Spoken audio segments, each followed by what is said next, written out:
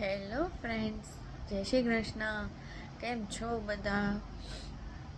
આજે હું તમારા માટે ન્યૂ રેસીપી લઈને આવી છું, જેનું નામ છે પાપડનું શાક. ઘરમાં ઘણી વખત એવું પણ હોય છે કે સબ્જી નથી હોતી. શું બનાવવી રસોઈ, શેનું શાક બનાવવું, એ આપણે કન્ફ્યુઝમાં આવી જાય છે. તો એના માટે થઈ વિધાઉટ સબ્જી આપણે પાપડનું શાક બનાવીએ. તો ચલો આપણે એની રેસીપીની શરૂઆત કરીએ.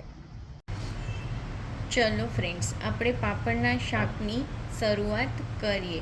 સૌપ્રથમ આપણે ગેસ પર એક પેન મૂકીશું. પેનમાં 4 થી 5 ચમચી જેટલું તેલ એડ કરીશું. તેલ ગરમ થાય પછી આપણે તેમાં જીરું એડ કરીશું.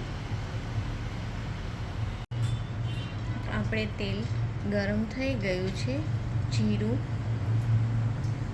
હાફ ચમચી,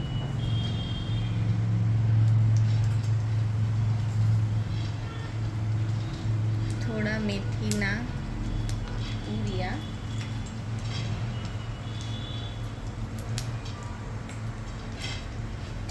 પછી હિંગ એડ કરીશું. અહીં મેં 4 થી 5 કળી લસણ ઝીણું ચોપ કર્યું છે અને મરચાં એડ કરીશું. બ્રાઉન થાય ત્યાં સુધી સાતરીશું.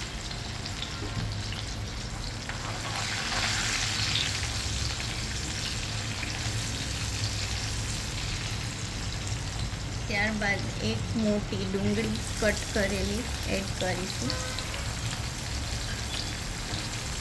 એને પણ આપણે બ્રાઉન થાય ત્યાં સુધી સાતળીશું.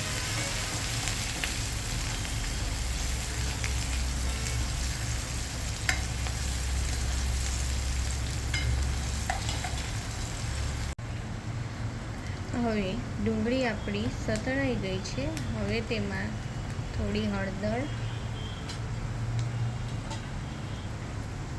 1 ચમચી ધાણા જીરું પાવડર અને 1 ચમચી લાલ મરચું પાવડર એડ કરીશું અને હલાવશું. ત્યારબાદ થોડું પાણી એડ કરીશું.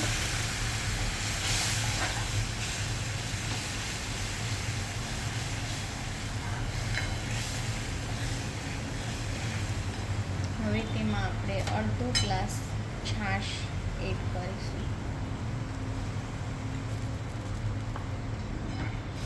છાશ નાખ્યા પછી થોડી વાર કન્ટિન્યુ હલાવવાનું.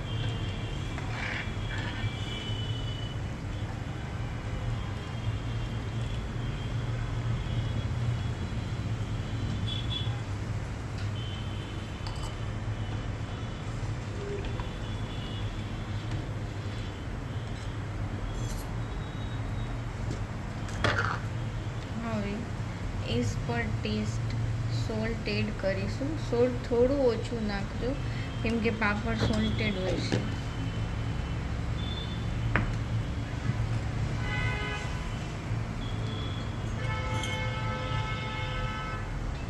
થોડું પાણી એડ કરી 5 મિનિટ માટે કૂક કરશું.